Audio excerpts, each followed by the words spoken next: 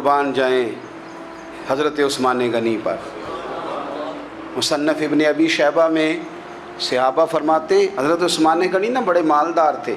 माल आता है तो लोग अय्याश नहीं हो जाते, माल आता है तो लोगों की ख्वाहिशात बहुत बढ़ नहीं जाती। बड़े मालदार थे, मालदार भी थे और सोने भी बड़े थे। हज़रत उसामा बिन ज़ाद कहते हैं मैंने ज़िंदगी में इतना सोना बंदा नहीं देखा जितने हज़रत उस्मान गनी खूबसूरत थे, पैसा भी हुस्न भी। लेकिन फरमाते हैं कि हज़रत उस्मान गनी सबसे बढ़कर अपनी शर्मगाह की हिफाजत करने वाले और सबसे बढ़कर सिला रहमी करने वाले, रिश्तेदारों से अच्छा सलूक करने वाले, हया वाले, शर्म वाले, पाकीज़गी वाले। आपका ज़हन है, आप सुबह उठते ही ज़हन बना लें कि मैंने आज इतना सबक पढ़ना है, आज इतनी तफसीर देखनी है, इतनी इबादत करनी है, फ़लानी नात मैंने देखनी है, फ़लाँ खैर का काम करना है, फ़लाँ आदमी के साथ नेकी करनी है। सुबह ज़हन बना लें, आपका ज़हन वही काम करने लगेगा। लेकिन अगर सुबह उठते ही ज़हन में गंदगी है, रात को सोते ही माज़अल्लाह ज़हन में वसवसे हैं, तो फिर सारा दिन वही चक्की चलेगी, वही अंदाज़ रहेगा।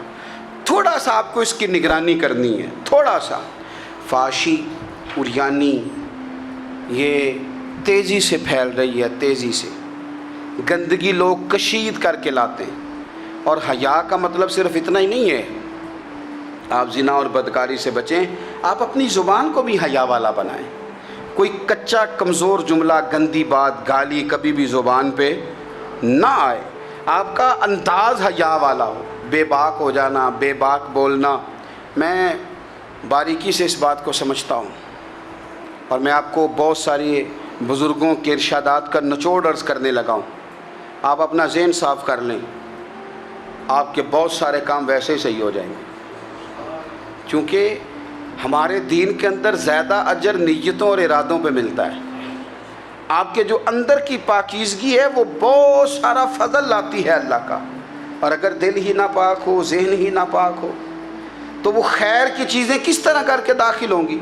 अपनी शर्मगाह की कुर्बान जाएं। नौजवानों ज़रा गौर करना, मेरे नबी करीम सल्लल्लाहु ताला अलैहि वसल्लम के बारे में हज़रत आयशा सिद्दीक़ा फरमाती हैं कि अरब की कवारी लड़कियां बड़ी हया वाली होती थीं, लेकिन अल्लाह के प्यारे रसूल सल्लल्लाहु अलैहि वसल्लम अरब की कवारी लड़कियों से भी बढ़कर हया वाले थे। ये हमारे बच्चे मजाक में हमें कई दफ़ा कहते हैं शादी करा दो, शुगल में कह देते, अब्बा को कह देते हैं, अब्बा को नहीं, मुँह पे आके कह देते हैं, कहते हैं ये बड़ा भाई मुसीबत बन गया, ये हटेगा तुम्हारी बारी आएगी। आप कुछ ऐसी बातें कर रहे हैं, कुछ ऐसे अंदाज आप इख्तियार कर रहे हैं जो वज़ादार लोग करते नहीं। शर्म व हया से वो चीज़ें ढल जाती हैं जो बातें हमारे बच्चों की ज़ुबानों पर बेबाकी के साथ आने लगी हैं। और मैं आपको एक अक्ली बात अर्ज़ करता हूँ, आप अपनी ज़ुबान से जो जुमले ख़ुद अदा करते हैं वो जुमले आपके दिल पर भी असर करते हैं। अगर आप गलत बात बार बार करेंगे तो आपका दिल भी गलत बात की तरफ माइल हो जाएगा। आप 10 बार, 15 बार, 20 बार कोई खैर की बात करें, खैर की, तो आप देखेंगे आपका दिल भी खैर की तरफ माइल हो जाएगा। आप खैर की बातों पर अपने आप को लाएं, अच्छी बातों पर अपनी तवज्जो लाएं, आपका दिल भी अच्छाई की तरफ माइल हो जाएगा। किफ़ल का एक वाक़या तिरमिज़ी में मिलता है। एक शख्स किफ़ल नाम का था बनी इसराइल में। एक औरत मजबूर थी, उसके बच्चे भूखे थे, तो किफ़ल ने उसे मायल कर लिया कि तू मेरे साथ गुनाह करेगी तो फिर मैं तेरे बच्चों की रोटी तुझे दूंगा। तो वो औरत पहले तो बेचारी ना मानी, लेकिन बच्चों की भूख देख के मजबूर हो गई। जब किफ़ल के करीब गई ना वो औरत, उसने दरवाज़े सारे बंद कर लिए। तिरमिज़ी शरीफ में उसका वाक़या मौजूद है। चारों जानिब से बंद हो गया सारा कुछ। लेकिन जब वो किफ़ल कहता है मैं उस बीबी के पास जाने लगा तो औरत का वजूद कांपता था।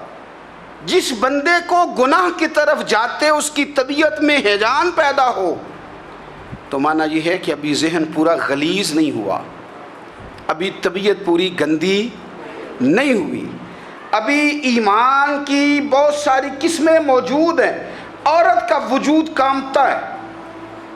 तो किफ़ल कहते हैं कि मैंने उसे कहा कि सारे दरवाज़े बंद हैं, डरती क्यों है? तो कहने लगी डरती इसलिए हूँ कि सारे दरवाज़े बंद नहीं होते, एक दरवाज़ा खुला है और वो दरवाज़ा रब्बे कदीर का दरवाज़ा है, उसे कैसे बंद किया जा सकता है? تو کہتے ہیں جب اس نے یہ لفظ کہے تو مجھ پر بھی بات کا اثر ہوا، مجھ پر بھی۔ تو میں نے کہا کہ اگر تو عورت ہو کہ رب سے اتنا ڈرتی ہے تو مجھے تو اس نے مرد بنایا ہے، تو مرد تو ہوتا ہی وہ ہے جو اپنے آپ پر کنٹرول کر سکے۔ تو اب نہ معاملہ آگے جائے گا، اب یہاں بات رکے گی نہیں، جا میں تجھے آزاد کرتا ہوں۔ عورت گئی، اس نے توبہ کی، کفل نے، اور رات رو کے کہنے لگا مالک آج میں نے توبہ کی ہے تو میرے اوپر مہربانی کرنا، میری توبہ ٹوٹنے نہ پائے۔ رات اس نے توبہ کی، رات ہی انتقال ہو گیا۔ لوگوں کو پتہ تھا بڑا بے حیا ہے، بد کردار ہے، گناہ گار ہے، شاید لوگ اس کا چہرہ دیکھنے بھی نہ جاتے، پر مالک کریم ہے نا۔ حضور فرماتے ہیں سویرے اس کے دروازے پہ لکھ دیا اللہ نے، لوگوں رب نے کفل کے سارے گناہ معاف کر دیے ہیں، اس کے دروازے پہ لکھ دیا گیا۔ جب آپ اپنی حفاظت کرنا چاہتے ہیں تو اللہ پھر اسباب بھی پیدا کر دیتا ہے۔ اپنی شرمگاہ کی، اپنی نظر کی آپ خوب حفاظت کریں۔ اور میں آپ کو ایک بات عرض کروں، ایک بندے کے باحیا ہو جانے سے نا، ایک بندے کے ٹھیک ہو جانے سے اس کے دائیں بائیں بے شمار لوگ ٹھیک ہو جاتے ہیں۔ نہ چاہتے ہوئے بھی آپ کی نیکی کا اثر آپ کے دوستوں پہ پڑتا ہے، نہ چاہتے ہوئے۔ اور ایک بندے کے بگڑ جانے سے اس کے دائیں بائیں بہت سارے لوگ بگڑ جاتے ہیں، بہت سارے لوگ بگڑ جاتے ہیں۔ آپ اگر اپنے لب و لہجے پر یہ پابندی لگا سکیں اور اپنے آپ کو اگر آپ سنبھال سکیں تو پھر یاد رکھیے گا بڑی ساری چیزیں بہتر ہو جائیں گی۔ کچھ چیزیں ایسی ہوتی ہیں جو ہم فراخ دلی سے بانٹتے ہیں، اور کچھ چیزیں ایسی ہوتی ہیں جو مجبور ہو کر ہم دیتے ہیں۔ کئی دفعہ ایسا ہوتا ہے کہ سامنے والا کچھ زیادہ تکلیف میں ہوتا ہے پر ہمارے پاس بھی وسعت نہیں ہوتی، لیکن زیادہ اجر اسی بندے کو ملتا ہے جو تھوڑی تکلیف برداشت کرے اور سامنے والے کی تکلیف کو دور کرے۔ مدینہ منورہ میں نا قحط پڑ گیا تھا، غلہ نہیں ملتا تھا، تو قحط کے زمانے میں لوگ نا پھر چیزوں کو مہنگا کر کے بیچتے ہیں۔ ہمارے ہاں ایک طرف چینی کی لائنیں لگی ہوتی ہیں اور دوسری دفعہ چھاپا پڑتا ہے، پورے کے پورے گودام بھرے ہوئے نکل آتے ہیں، لوگ مصنوعی قلت پیدا کر دیتے ہیں۔ حضرت عمر فاروق رضی اللہ تعالیٰ عنہ کے زمانہ نور میں قحط پڑ گیا تھا، گندم کا دانہ اس طرح ہو گیا تھا جس طرح سونا ہے۔ سیدنا عثمان غنی رضی اللہ تعالیٰ عنہ کے نا بہت سارے اونٹ غلے کے بھرے ہوئے مصر سے آئے، اور لگتا یوں ہے کہ وہ شخص آپ ہی کو غلہ دیتا تھا، کسی اور کو دیتا بھی نہیں تھا، جو اونٹ بھر کے اس نے لیے۔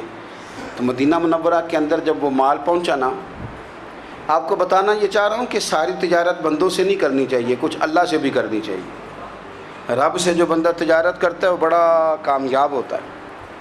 وہ غلے سے بھرے ہوئے اونٹ آپ کے پہنچ گئے تو تاجر آئے، انہوں نے آگے کہا عثمان ہم کھول کے نہیں دیکھتے کہ اندر مٹی ہے کہ سونا ہے، اور یہ بھی نہیں پوچھتے آپ نے کتنے کا خریدا، آپ کی زبان پر اعتبار ہے، آپ نے جتنے کا مال لیا ہے نا ہم ڈبل دیتے ہیں، آپ ہمیں دے دیں۔ آپ فرمانے لگے نہیں مجھے زیادہ نفع ملتا ہے۔ انہوں نے کہا 2 گنا، فرمایا نہیں زیادہ ملتا ہے، کہا 3 گنا، فرمایا زیادہ ملتا ہے۔ وہ کہنے لگے اس سے زیادہ تو کوئی تاجر ہے ہی نہیں جو زیادہ دے، فرمایا بس مجھے ملتا ہے نا۔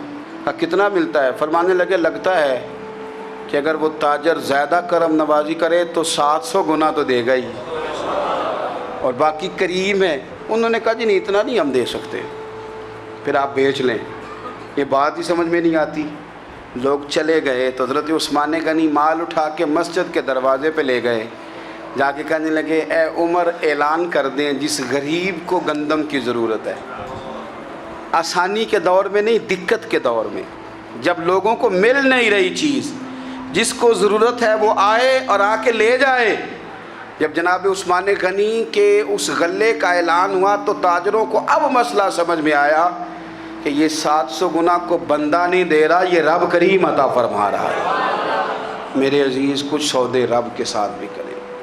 اگر کوئی بڑا ضرورت مند دروازے پہ آ جائے نا تو پھر اپنا نفع نقصان نہیں سوچنا، پھر تو رب کے ساتھ تجارت کرنی ہے۔ ضرورت مند کی ضرورت کا لحاظ کرنا یہ نہ مسلمانوں کے ایک دوسرے کے قریب کرے گا۔ ہم کون ہوتے ہیں کسی کی حاجت پوری کرنے والے، ضرورت پوری کرنے والے؟ کرنے والا تو اللہ ہے۔ تو اگر رب ہمیں کبھی وسیلہ بنائے، ذریعہ بنائے، تو پھر ہمیں ذرا نا خوش دلی سے بننا چاہیے، ذوق اور شوق سے پڑھنا چاہیے، پھر ہمیں کمزور نہیں پڑھنا چاہیے۔